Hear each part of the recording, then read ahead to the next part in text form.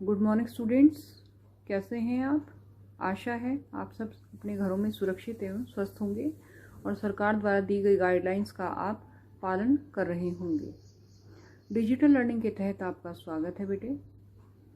पिछली कक्षा में मैंने आपको मात्राओं से संबंधित वीडियो भेजे थे। आपको समझ में आए होंगे, आपने देखे होंगे और समझे होंगे।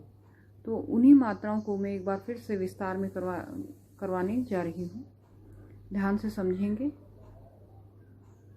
क्योंकि किसी भी भाषा की पकड़ के लिए, भाषा को मजबूत करने के लिए आपको मात्राओं का ज्ञान, स्वर व्यंजनों का ज्ञान होना बहुत ही आवश्यक है। आप ये ना समझें कि ये तो छोटे बच्चों की हमें छोटी क्लास में करवाए थे, अब हम इतने छोटे नहीं हैं, छठी में हो गए।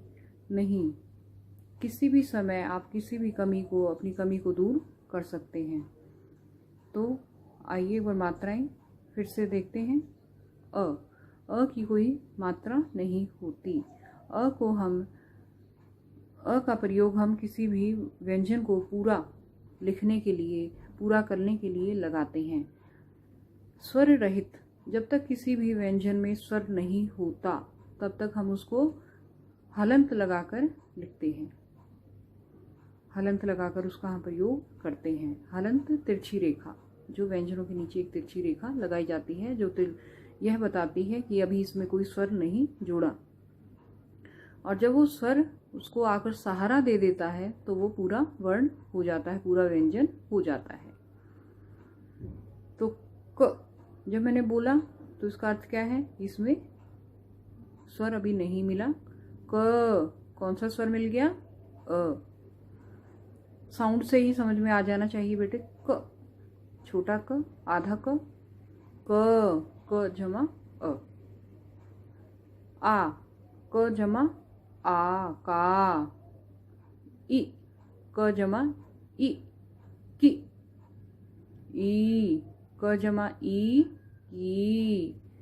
इन दोनों में भी आप अंतर समझें, क्योंकि बच्चे ज़्यादातर ये गलतियां करते हैं। जहाँ छोटी की मात्रा लगानी है वहाँ बड़ी की लगाएंगे, और जहाँ बड़ी की लगानी है वहाँ छोटी की मात्रा लगाते हैं। की का प्रयोग हम कहाँ करते हैं? जैसे उसने कहा कि, जब हम किसी की बात को कोट करते हैं, उसने कहा कि, उसने बताया कि। और जब हम दो शब्दों में परस्पर संबंध बताते हैं, जैसे उसकी बहन, उसका घर, उसकी पुस्तक की, तो बड़ी की मात्रा वाले की का प्रयोग करते हैं। उ, क, उ, कु। ऊ, क, ऊ, कू। री, क, री की मात्रा हम व्यंजन के पैरों में लगाते हैं। क्री, क, री, क्री। ए, क, ए, के। आई, इसको हम आई करके बोलते हैं, क्योंकि ये भी संयुक्त स्वर है। संयुक्त स्वर दो स्वरों से मिलकर बना है। अ और ई से ए बना है, तो दोनों की आवाज आएगी कई, क, ए, कई। ओ, क, ओ, को, औ, क, औ, कऊ। ये भी अ और ऊ को मिलाकर बना है, तो औ, दोनों की साउंड इसमें आती है, कऊ। अंग की मात्रा, अंग का प्रयोग हम कैसे करते हैं? उसकी हम बिंदी लगाते हैं माथे पर, किसी भी व्यंजन के माथे पर बिंदी लगाकर उसका प्रयोग करते हैं। और इसको हम क्या कहते हैं? अनुस्वार भी कहते हैं। ये अयोग वहा है, अनुस्वार कहते हैं इसको। और किसी भी व्यंजन के ऊपर इसका प्रयोग, सिर पर इसका प्रयोग किया जाता है। जैसे पंख, कहाँ लगा? प, और प के सिर पर बिंदी। ख, अ, पंख। हंस, ह, अंग, स, अ, हंस। शंख, श, अंग, ख, अ, शंख। वंश, व, अंग, श, अ, वंश। तो ये थी बेटे मात्राएं। जब मैंने आपको व्यंजन करवाए थे तो मैंने आपको क से ह तक बताए थे, जो कि स्पर्श व्यंजन है। स्पर्श, अंतस्थ और ऊष्म, ये व्यंजन करवाए थे। संयुक्त व्यंजन उसमें रह गए थे। तो संयुक्त व्यंजन वे व्यंजन दो व्यंजनों से मिलकर बने हैं।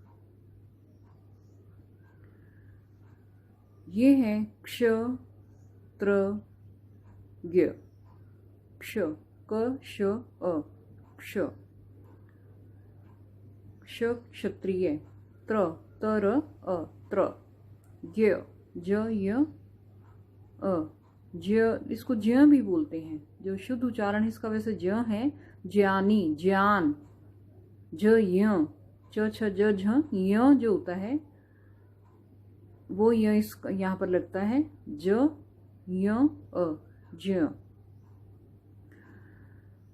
प्र, पर, अ, प्र। द्व, द, व, अ, द्व। इसको भी हम किस तरह से लिख सकते हैं? द के पैरों में भी व लगा सकते हैं और द और व को पृथक पृथक करके अलग अलग करके भी हम लिख सकते हैं। देय, देय को भी हम दो प्रकार से लिखते हैं। द, य, द और य लिखकर द हलंत, य हलंत, अ। या देय हम कैसे बना सकते हैं? जैसे ध धनुष होता है, वो ध धनुष नहीं होता, ध धनुष की तरह नहीं लिखते। ऊपर पहले द का और नीचे य, पहले द है ना, देय, तो जिसकी आवाज पहले वो पहले, तो द का ऊपर का हिस्सा गोल और फिर य का नीचे वाला हिस्सा, ये हम इस वर्ण में लिखते हैं। इस व्यंजन को लिखते हुए इनका हम प्रयोग करते हैं। और ऊपर छोटा सा द ही समझो आप, जैसे ऊपर डंडा और द गोल घुमा दिया और फिर नीचे य का नीचे का हिस्सा बना दिया, तो विद्या ले। श्र, श और र, अ, श्र, परिश्रम। आवाज में ही है, जैसा हम समझेंगे, जैसा हम पढ़ेंगे, वैसा ही हम लिखेंगे। तो इसलिए इनका ज्ञान, स्वर, व्यंजन, मात्राओं का ज्ञान होना अत्यंत आवश्यक है। तो बेटे आप इनको बार बार पढ़ेंगे और भाषा पर अपनी पकड़ को मजबूत बनाएंगे। Thank you. And this is your homework बेटे। ये आपको वर्णों के साथ स्वरों को जोड़कर लिखना है।